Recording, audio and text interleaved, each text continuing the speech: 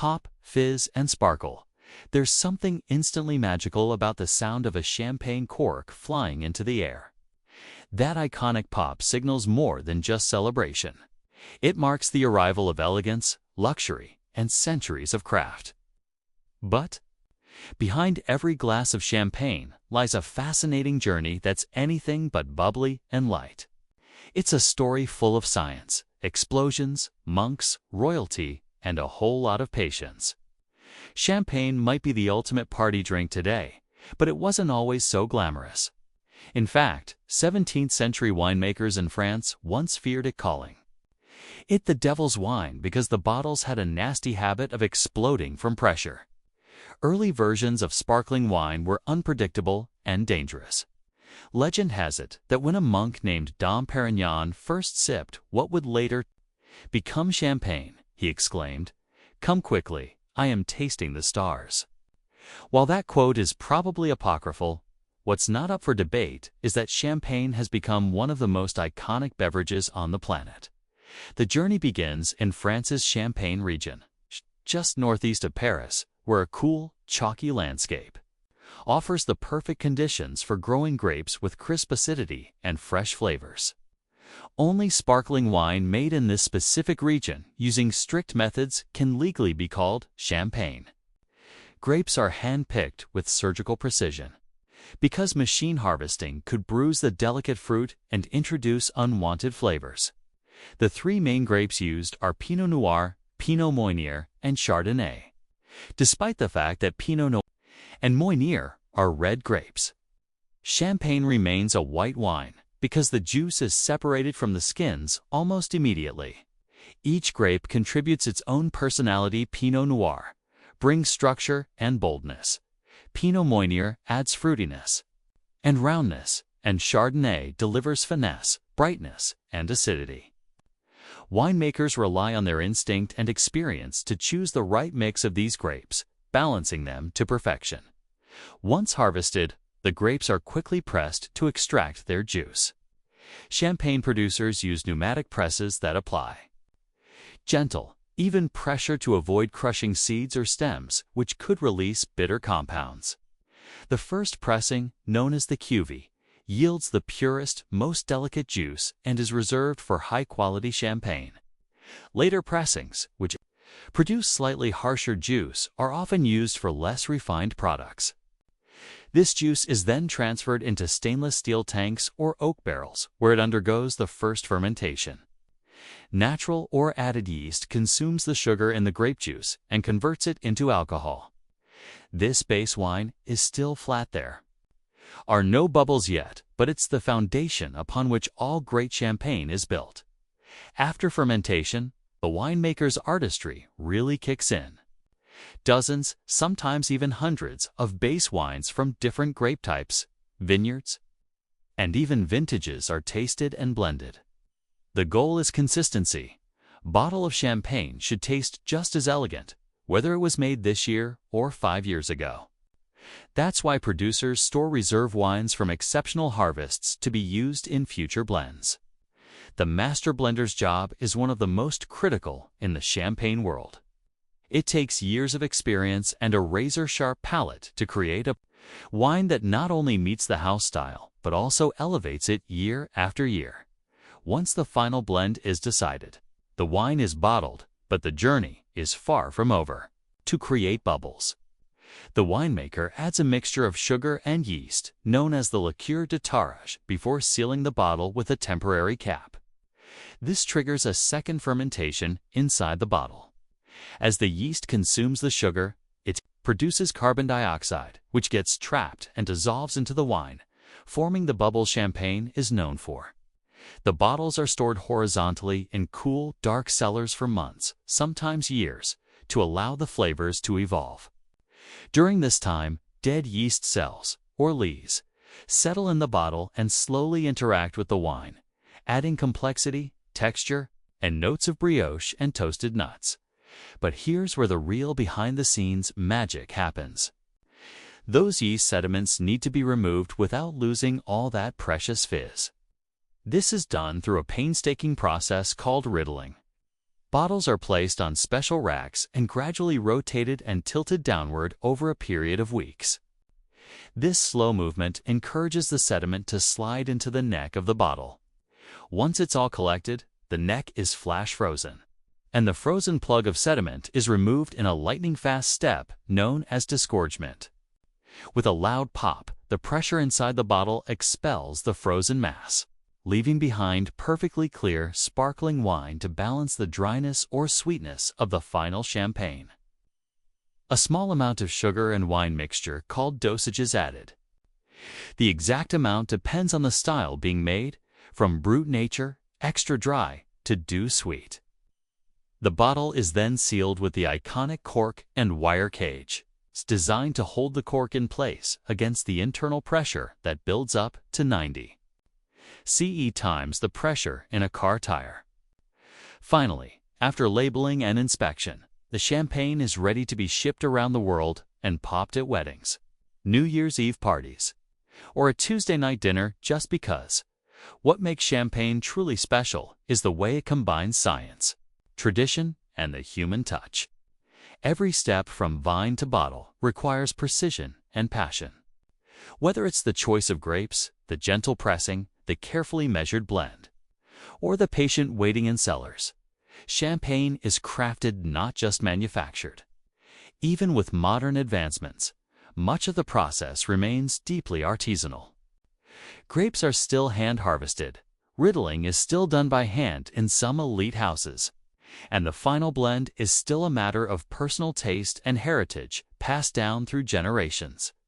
The next time you sip champagne, think about what's in your glass.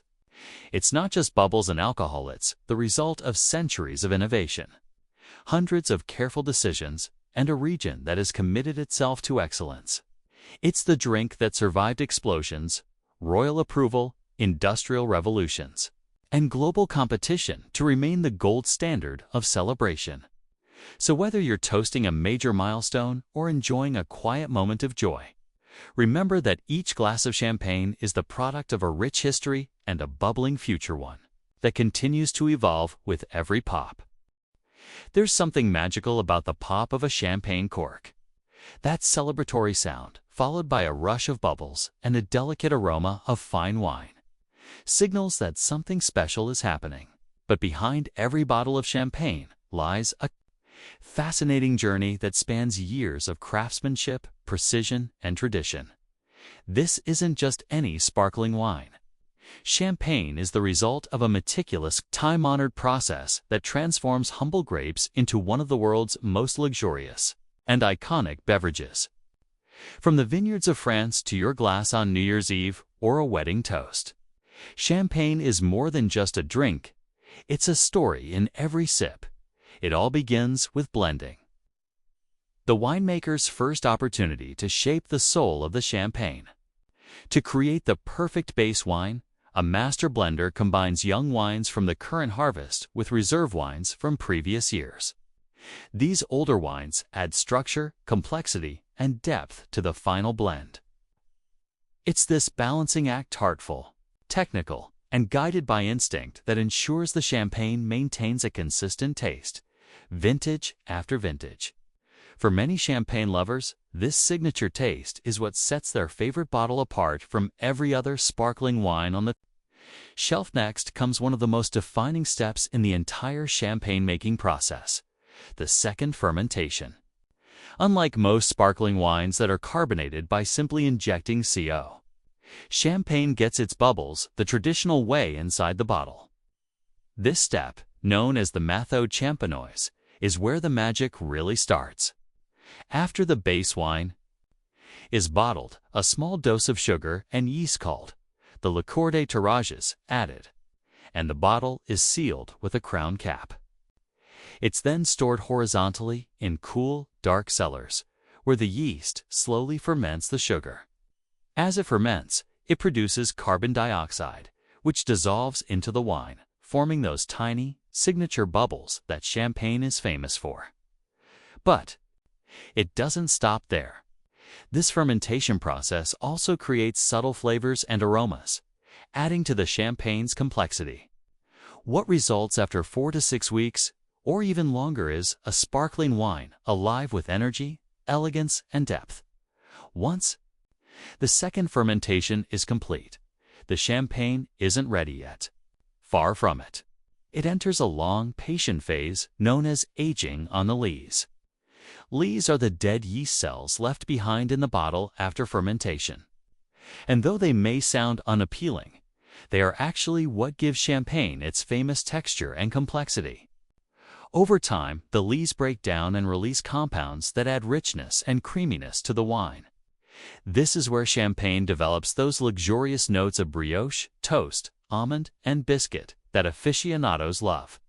The law requires non-vintage champagne to age for at least 15 months, with 12 months on the lees.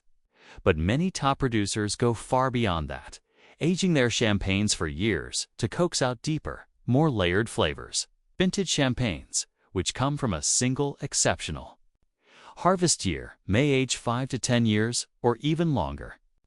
The winemaker's choice of how long to age on the lees is crucial. Too little time, and the champagne may taste thin or one-dimensional. Too long, and the flavors could become overly yeasty, masking the wine's natural fruit and floral notes. Finding that perfect balance is what separates good champagne from the truly unforgettable. The next challenge is to make the champagne crystal clear without losing its sparkle. Over time, the lees settle in the bottle, creating sediment that must be removed. Enter riddling, a process that gently moves that sediment to the neck of the bottle. Traditionally done by hand using a wooden rack called a pupitre, each bottle is carefully rotated and tilted over weeks to coax the sediment downward. Today, many producers use a gyropalette, a modern machine that mimics the manual process but can handle hundreds of bottles at once and complete riddling in just a few days.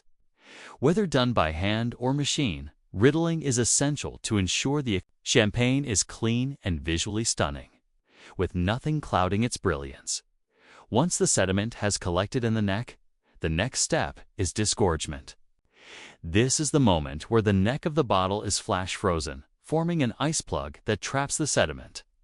When the crown cap is removed, the internal pressure forces the frozen plug out, leaving behind a clear, sparkling wine. Timing is everything. Here, open the bottle too slowly or without enough precision, and you risk losing that carefully built-up carbonation. But when done right, disgorgement leaves behind a beautifully clarified champagne, bubbling with life and character. Before the bottle is sealed for good, there's one final adjustment to be made: adding the dosage.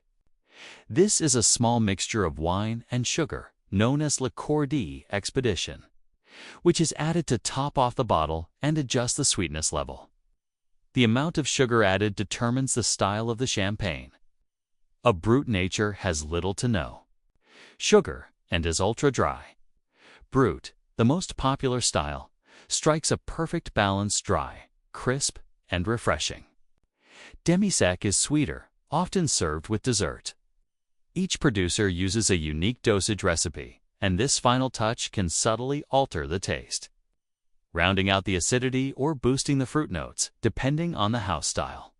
Now sealed with a traditional cork and wire cage to contain the intense pressure 3 times more than a car tire, the champagne bottle is almost complete.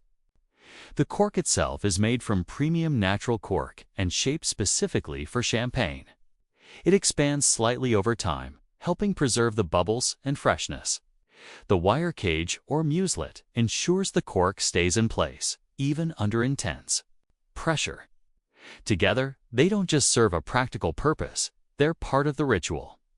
That unmistakable moment when the cork pops and celebration begins. But the champagne's journey isn't over until it's dressed for the occasion. Every bottle is carefully labeled and packaged, often in elegant gift boxes or with custom designs that reflect the brand's heritage and prestige. Packaging is more than just presentation. It protects the wine during shipping and storage, keeping it safe on its way to your table. Great care goes into every detail, from the font on the label to the color of the foil wrap.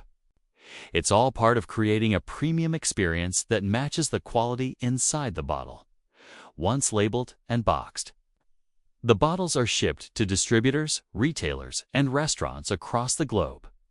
The logistics of moving champagne from cellar to shelf are complex, involving temperature-controlled transport and meticulous planning. Champagne is a delicate product that must be handled with care, and any misstep along the way could impact its flavor or fizz. That's why the supply chain is as carefully managed as the wine itself. After all, a bottle that took years to perfect deserves a flawless arrival, from grapevine to glass. Making champagne is a labor of love that can take anywhere from 3 to 10 years, depending on how long it's aged. It's a process defined by tradition, patience, and expertise passed down through generations. Every bubble tells a story of time, soil, climate, and craftsmanship. Champagne is more than just a drink. It's a symbol of joy, success, and elegance, treasured by connoisseurs and casual fans alike. Whether it's a glass of brut at brunch or a vintage toast at a wedding, champagne brings people together in moments of celebration. Its unique production, process aging on the lees, riddling, disgorgement, and dosage is what sets it apart from every other sparkling wine in the world. Today, champagne continues to evolve. Producers are exploring organic and biodynamic methods, developing niche blends that appeal to younger audiences, and reimagining packaging to meet modern aesthetics. But even as trends shift, the soul of champagne remains rooted in tradition. That balance between old-world techniques and new-world appeal is what keeps champagne at the top of the luxury wine world. Its enduring reputation comes not just from what's in the bottle, but from how it's made and the emotion it evokes. So, next time you raise a glass of champagne, take a moment to think about what went into it. The grape harvests, the careful blending, the years of aging, the riddling, and the delicate disgorgement tits, all there, captured in those tiny bubbles, that pop of the cork. It's not just a sound. It's history, artistry, and celebration bottled.